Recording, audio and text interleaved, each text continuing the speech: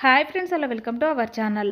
ఈరోజైతే హ్యాండ్స్కు మనం cut work ఎలా పెట్టుకోవాలో ఈ వీడియోలో చూపిస్తాను. ఇప్పుడైతే ఎలా స్టిచ్చింగ్ చేసుకోవాలో చూపిస్తాను. ఇలా మెయిన్ క్లాత్ పై లైనింగ్ అయితే పెట్టుకోవాలండి. లైనింగ్ పెట్టుకొని దానిపై నుండి ఇలా మనం ఒక 1/2 ఇంచు ఖర్చుతోనైతే ఇలా హ్యాండ్ని అయితే అటాచ్ చేసుకోవాలి. నీట్గా ఇలా చుట్టూరా ఇలా ఒక కుట్టు అయితే వేసుకోవాలండి. ఇలా వేయడం కంప్లీట్ అయిన తర్వాత ఇప్పుడైతే మనం ఎక్స్ట్రా క్లాత్ మొత్తము ఇలా వీడియోలో చూపిస్తున్నట్టుగా కట్ చేసుకోవాలి.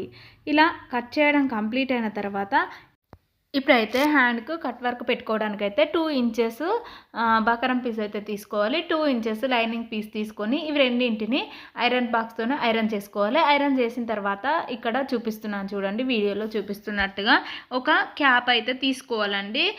ఇలా తీసుకున్న తర్వాత క్యాప్కి అయితే మిడిల్లో ఇలా ఒక లైన్ అయితే డ్రా చేసుకోవాలి. డ్రా చేసిన తర్వాత ఇలా మనం కట్ వర్క్ కోసం మనం రెడీ చేసుకున్న పీస్పై ఇలా ఈ క్యాప్ పెట్టుకొని వీడియోలో చూపిస్తున్నట్టుగా ఒక మార్కర్తోనైతే డ్రా చేసుకోవాలి. ఇలా మార్కర్తో డ్రా చేసిన తర్వాత ఇప్పుడైతే మనం హ్యాండ్ పెట్టుకున్నాం కదా, హ్యాండ్కి ఆపోజిట్లో ఇలా బకరం పీస్ పెట్టుకొని వీడియోలో చూపిస్తున్నట్టుగా మనం అయితే ఒక లైన్ అయితే స్టిచ్ చేసుకోవాలి. ఈ లైన్ ఎందుకు స్టిచ్ చేసుకుంటాం అంటే బకరం పీసు కదలకుండా ఉంటుంది మనం స్టిచ్ చేసేటప్పుడు, అందుకోసం అనే ఇలా స్టిచ్ చేసుకోవాలి. స్టిచ్ చేసుకున్న తర్వాత ఇప్పుడు మనం కట్ వర్క్ పెట్టాం కదా, ఇలా రౌండ్గా వీడియోలో చూపిస్తున్నట్టుగా పాదాన్ని పైకి లావట్టుకుంటూ సూదిని కిందికి దించుకుంటూ కార్నర్స్ వచ్చిన దగ్గర ఇలా నీట్గా మనం ఎలాగ మార్కింగ్ చేసుకున్నామో ఆ మార్కింగ్ మీదనైతే నిదానంగా స్టిచ్ చేసుకోవాలండి. ఇలా మొత్తం హ్యాండ్ కూడా మనం ఇలాగే స్టిచ్ చేసుకోవాలి.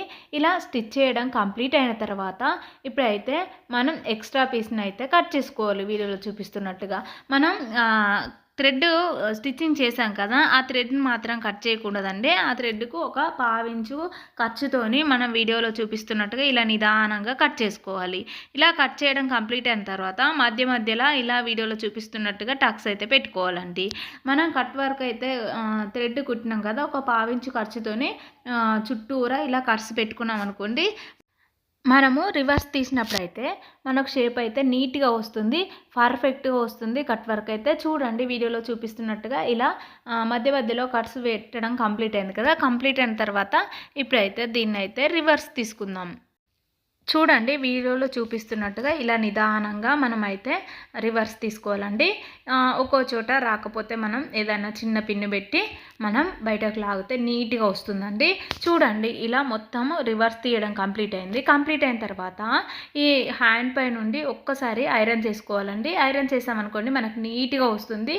మనం లేదంటే ఐరన్ చేసిన తర్వాత అయినా చేయకముందైనా ఒక చిన్నగా ఎడ్జ్కి అయితే ఇలా స్టిచ్ చేసుకున్నాం అనుకోండి నీట్గా ఉంటుంది. కానీ ఇక్కడ నేను ఈరోజు స్టిచ్ చేయటం లేదండి, డైరెక్ట్ ఐరన్ చేశాను. ఐరన్ చేసిన తర్వాత బ్యాక్ సైడ్ తిప్పుకొని మనం బకరం పీస్ మీదకి వెళ్ళి ఒక కుట్టు అయితే వేసుకోవాలి. ఎందుకంటే అది హెమ్మింగ్ చేసుకున్న పర్లేదు, కుట్టు వేసుకున్న పర్లేదు, మనకైతే నీట్గా ఉంటుంది, పైకి లేవకుండా ఉంటుంది. అందుకోసమని ఇలా నేనైతే ఇలా ఒక కుట్టు అయితే వేసానండి. ఇప్పుడైతే ఇలా స్టిచ్చింగ్ చేయడం కంప్లీట్ అయింది కదా. కంప్లీట్ అయిన తర్వాత మరొక హ్యాండ్ కూడా ఇలాగే స్టిచ్ చేసుకుంటే సరిపోతుందండి. ఇక్కడైతే 2 హ్యాండ్స్ అయితే స్టిచ్చింగ్ చేయడం కంప్లీట్ అయింది కదా. కట్ వర్క్ హ్యాండ్స్ అయితే ఇలా నీట్గా పర్ఫెక్ట్గా ఈజీగా స్టిచ్ చేసుకోవచ్చు అండి. చూడండి ఇంతటితో ఈ వీడియో కంప్లీట్ అయింది. మీకు నా వీడియో నచ్చినట్లయితే లైక్ చేయండి, సబ్స్క్రైబ్ చేయండి, నా ఛానల్ను సపోర్ట్ చేయండి. Bye friends.